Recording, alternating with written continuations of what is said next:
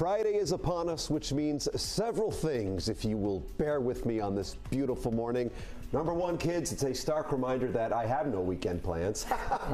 Don't laugh at that. But secondly, and most importantly, it means it's Rhody Round-Up time as we chat about some fun topics of the week with an all-star panel. And look at this trio right here today. 92 ProFM's Barbi Jo Dimaria, former Miss Rhode Island, Abby Mansolillo, and actor, writer, director, and also former Miss Rhode Island, yes. Nick Albanese. Very impressive. my senior years. Yes. By the way, ladies, Nick making his Rhody Roundup debut. Well, how about that? congratulations. Right here? Good to finally have you I feel here. like I'm in the club now. And you can never leave. No way out, like the mob. You're in it for life. Let's get right to it, kiddos. Lots to talk about. 36 years after the original film, Michael Keaton is reprising his role as the iconic Beetlejuice. The sequel is being released today, so I've got to know, do you like sequels? Do you have a favorite? Are you looking forward to this? You weren't even born yet. I'll start with you. Talk to us, Abby. That's the problem. Okay, so I'm clearly committing a sin. I've never seen Beetlejuice, so I have no idea what you're talking about. That's all right. That's all right. But I always think sequels are a great. I know. I'm sorry. I always think sequels are such a good idea, and then I feel like they kind of let me down. To be honest with you, the one that didn't though, Princess Diaries. Okay. I'm standing by that. My favorite movie. I enjoy Princess Diaries. Right, all right, come on, Julie Andrews. So, Barbi Jo, when it comes to sequels, Beetlejuice, all this good stuff, what do you think? Well, seldom do I enjoy a sequel or even a reboot or a remake. I don't know, they always let me down. Yes. I will say this, Coming to America, this is a very similar situation that happened a few years ago with Beetlejuice, right? Like 30-something years later, let's make a sequel. And it was garbage. I liked it. It was such a letdown. They had all this hype, Eddie Murphy, and then I'm like, you ruined the original movie for me. I'm really hoping that Tim Burton with Beetlejuice does not do this because it's a classic. It's iconic. Okay, Nick. Two movies come to mind. I love the sequels better than the first. All right. Godfather 2. It was incredible because my whole family's from Sicily, so I had like flashbacks when all the Sicilian scenes. And then Back to the Future 2. Yes. Back to the Future 2 was amazing. To him go back and see himself.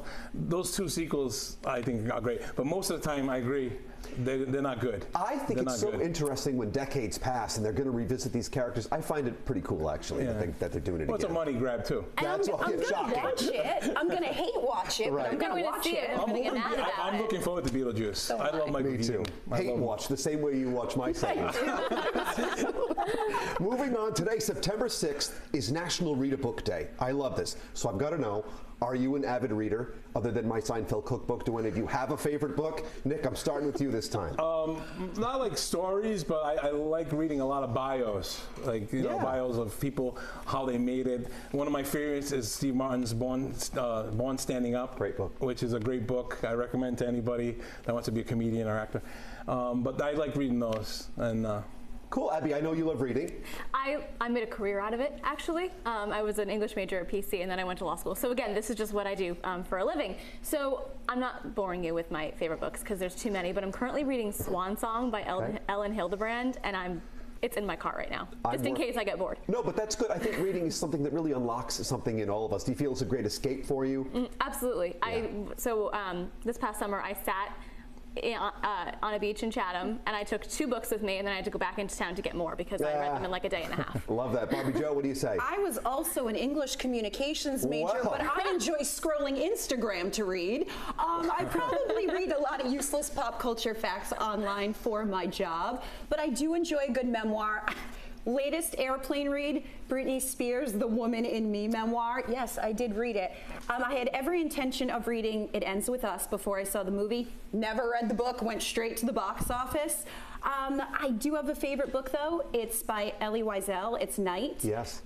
He was a survivor of the Holocaust as a teenager, and when I was in college, he came as a guest speaker and spoke at my university at Salve, so I got to meet him, and that was so inspirational. It's a chilling account of the Holocaust, and it's his memoir, and it's fantastic. I was required to read that in high school, a very moving book, and wow, the fact that you got to meet him, that's unbelievable. Unreal. Wow. Oh my goodness, how do we follow that? This big moving event of Barbi Jo's life, and now we've got to get back to these stupid topics, but we shall do our best. Football's back this weekend. Do you care? Are you into it? Nick, what do you say, buddy? I don't really care. You're not a sports fan. No, interesting. I'm not a sports fan. I am, though, of women's basketball now. Caitlin Clark. Okay. She lured me in, man. She's incredible. She is. I love watching her. She's so talented. And her mother's side from Sicily, so I have. Oh, you got it there.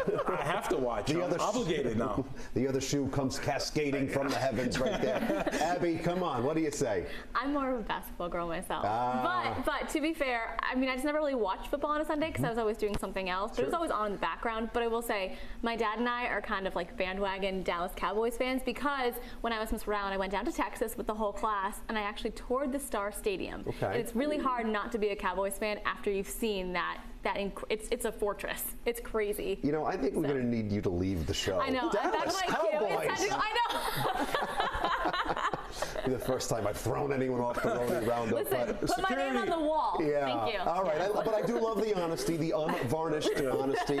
Barbi Jo, what do you say? I'm a social football fan. I enjoy the drinking, the snacks. I do like to cheer on a team and have that like team spirit. I am excited though for Hallmark to release Holiday Touchdown, which is a movie about football. So for this holiday season, it's about the Kansas City Chiefs and a love story. Does that sound familiar, anybody? That doesn't ring a bell. I have no idea what you're you like talking watching about. Taylor Swift in the audience? I do. I hate to admit that. I know. At first, I'm like, don't pan to Taylor, and then I'm like, why are they not There panning she to Taylor? is. Right, it's been 2 minutes. Pan to her. I want to know what she's got on. Well, same. I mean, that's why I DVR'd the game. But all kidding aside, folks, Abby, Nick, Barbi Jo, thank you for being here. This really is an all-star trio, if there ever was one, and it's always great catching up with our Rhody Roundup panel. And still to come this morning on the Rhode Show, Audrey is live in Cranston with a preview of this year's Greek Fest. Oh, man, oh, man. Goodness, she better bring some back, Will. Absolutely. Otherwise, I'm locking the door. You're watching the Rhode Show.